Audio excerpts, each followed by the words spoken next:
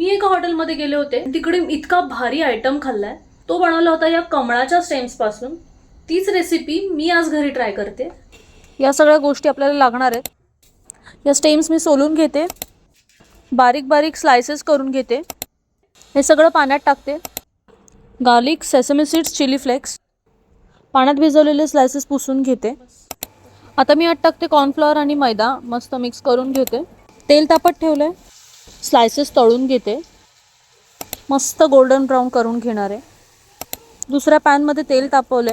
लसूण, chilli flakes, sesame seeds, tomato sauce, soya sauce, vinegar, red chilli sauce, cornflour आणि पाण्याचा mixture, तळलेले lotus stems, हनी सगळं mix करून घेते.